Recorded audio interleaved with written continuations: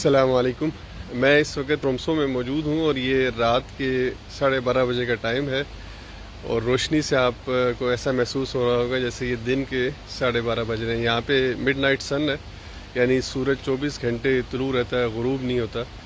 یہ دنیا میں ایک منفرد جگہ ہے جہاں پہ 24 گھنٹے کے لیے سورج طلوع رہتا ہے۔ ہم یہاں پہ اسلامک کونسل آف ناروے کی جو امام کمیٹی ہے اس کے ساتھ جو نمازوں کے اوقات ہیں northern part of the Norway کے اندر، اس کو ڈسکس کرنے کے لیے اکٹھے ہوئے ہیں۔ مقامی ائمہ کے ساتھ کل ہماری میٹنگ ہے جس میں اس ایشو کو تفصیلی طور پر ہم ان کے ساتھ ڈسکس کریں گے، کیونکہ یہاں پہ تینوں طرح کے فینومین موجود ہیں۔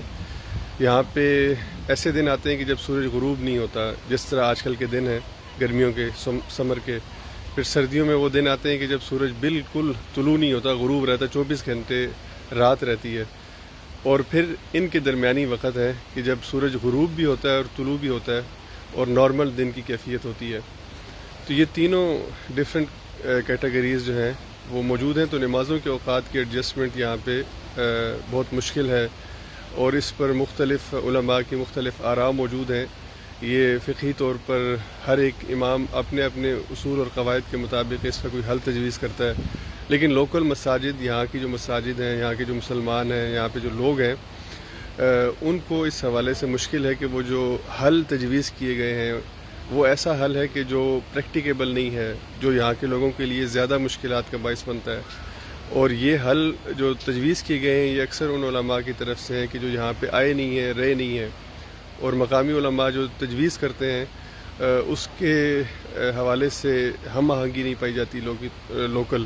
تو اب اسی وجہ سے اسلامک کونسل آف ناروے نے ایک کمیٹی بنائی ہے کہ وہ یہاں کے جو نمازوں کے اوقات ہیں ان پر ایک متفقہ جو ہے وہ ایک فیصلہ کیا جائے، اس پر کام کیا جائے۔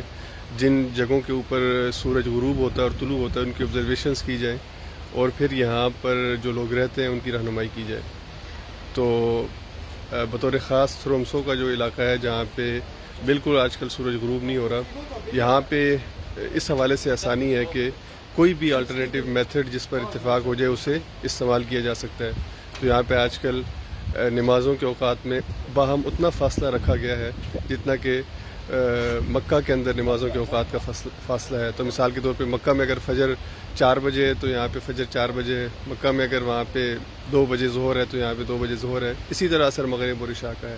تو اندازے سے ایک وقت مقرر کیا گیا ہے، لیکن جب وہ دن آئیں گے کہ جب سورج غروب ہوتا ہے اور طلوع ہوتا ہے تو پھر ایک مشکل شروع ہو جائے گی کہ کس حد تک لوکل غروب اور طلوع کو فالو کیا جا سکتا ہے اور کب یہ ناممکن ہے۔ رمضان بھی گرمیوں میں آتا ہے تو رمضان کا ایک ایشو ہے، اور پھر سردیوں میں اس سے زیادہ مشکل، گرمیوں سے زیادہ مشکل سردیوں میں محسوس ہوتی ہے کہ جب یہاں پہ یہ 1 گھنٹے کا ایک دن جو ہے وہ ہوتا ہے، یعنی صرف 1 گھنٹہ سورج طلوع ہوتا ہے، باقی غروب رہتا ہے۔ تو کیا لوگ یہاں پہ 1 گھنٹے کے لیے روزہ رکھیں گے؟ سیم اسی طرح مغرب جو ہے وہ گرمیوں کے اندر 1 گھنٹے کے لیے صرف غروب رہتا ہے، 23 گھنٹے طلوع رہتا ہے بعض دنوں کے اندر۔ تو کیا لوگ 23 گھنٹے کا روزہ رکھیں گے؟ اور پھر اسی طرح سے کیا مغرب، عشاء اور فجر کی نماز رات کو 12 اور 1 کے درمیان ادا کی جائے گی؟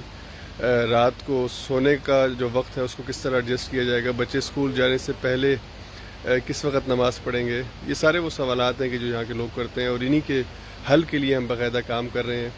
مختلف جیسے کہ میں نے کہا آراء موجود ہیں، ہم کوشش کر رہے ہیں کہ کیسا حل تجویز کیا جائے کہ جہاں کے لوکل لوگوں کے لیے آسانی ہو۔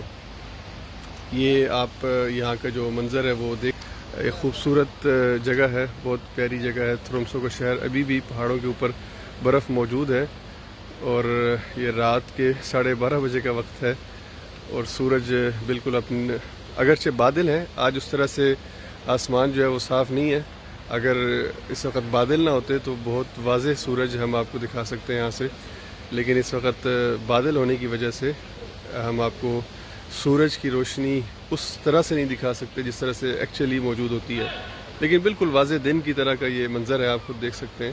اللہ تعالیٰ کی قدرت ہے، اس کا نظام ہے، اور مسلمان دنیا کے اس حصے کے اندر بھی موجود ہیں، مساجد موجود ہیں، نمازیں ادا کی جا رہی ہیں، اور یہاں پہ باقاعدہ مسلمانوں کے ادارے جو ہیں وہ قائم ہو چکے ہیں۔ تو اللہ تعالیٰ یہاں کے مسلمانوں کے لیے آسانی بھی فرمائے اور ان کو یہاں پہ ذریعہ تبلیغ اسلام کی توفیق عطا فرمائے، اسلام کے پھیلاؤ کا ذریعہ بنائے۔ السلام علیکم ورحمۃ اللہ وبرکاتہ۔